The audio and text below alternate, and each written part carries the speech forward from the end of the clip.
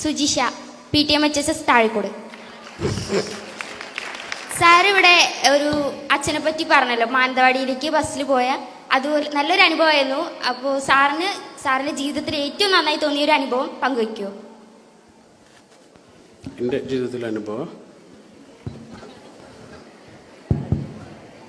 വളരെ പേഴ്സണലായൊരു അനുഭവം പറയാം. ഒരുപക്ഷെ അതിനൊരു സാമൂഹിക പ്രസക്തി ഉണ്ട് എന്നുള്ളത് കൊണ്ട് പറയാം കേട്ടോ. നമ്മുടെ മോന് 4ാം ക്ലാസ് വരെ ഒരു CBSE സ്കൂളിലായിരുന്നു പഠിച്ചിരുന്നത്. 4ാം ക്ലാസ് വരെ. അപ്പോൾ ആ സ്കൂളിൽ അവൻ്റെ സമുദായത്തിലെ ആളുകളെ മാത്രമേ കാണുള്ളൂ.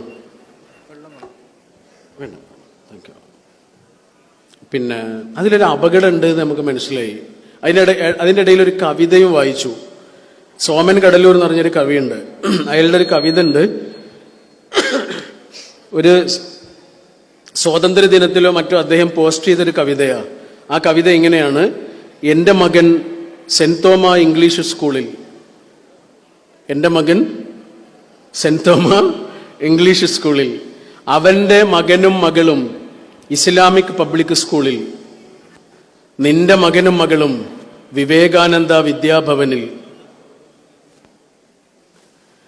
ഒരേ പാഠപുസ്തകം വായിച്ച് ഒരേ വിശപ്പ് ഭക്ഷിച്ച് നമ്മൾ പഠിക്കാതെ പഠിച്ച ആ പഴയ സ്കൂള് ഇപ്പോഴുമുണ്ട്.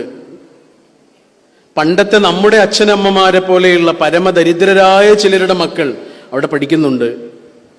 ഒരിക്കൽ വാളും കുരിശും തൃശൂലവുമായി നമ്മുടെ മക്കൾ പോരിനിറങ്ങുമ്പോൾ നടുക്കുവീണ് തടുക്കുവാൻ അവരെങ്കിലും മിടുക്കരാവട്ടെ. ഇതാണ് കവിത.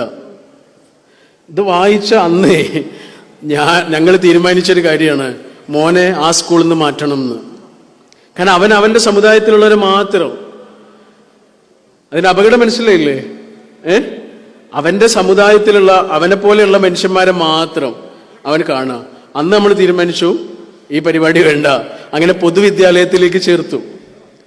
പൊതുവിദ്യാലയത്തിലാണ് അവൻ 5ാം ക്ലാസ്സിൽ മുതൽ അവൻ പൊതുവിദ്യാലയത്തിലാട്ടോ. അപ്പൊ എല്ലാ ദിവസവും ഇവന് ഓട്ടോറിക്ഷയിലാണ് സ്കൂളിലേക്ക് പോവുക. ചില ദിവസം ഓട്ടോറിക്ഷ മിസ്സാവും, കിട്ടാതെ പോവും. ആ സമയത്ത് നമ്മൾ നമ്മുടെ കാറിൽ അവനെ കൊണ്ടുപോകും സ്കൂളിലേക്ക്. അങ്ങനെ സ്കൂളിലേക്ക് കൊണ്ടുപോകുന്ന സമയത്ത് സ്കൂളിന്റെ വലിയ മതിലാ. ആ മതിൽ തുടങ്ങുന്ന സ്ഥലമുണ്ട്. അവിടെ എത്തുമ്പോൾ അവൻ പറയും, ഇവിടെ നിർത്തിയാൽ മതി, വണ്ടി സ്കൂളിനകത്തേക്ക് കൊണ്ടുപോകാൻ പറ്റില്ല എന്ന് പറയും. അപ്പൊ നമ്മൾ അവിടെ നിർത്തി കൊടുക്കും. അവൻ ഇറങ്ങിയിട്ട് കുറേ നടക്കണം. അങ്ങനെ നടന്നവൻ ക്ലാസ്സിലേക്ക് പോകും. ഒരു ദിവസം ഞാൻ സ്കൂളിൽ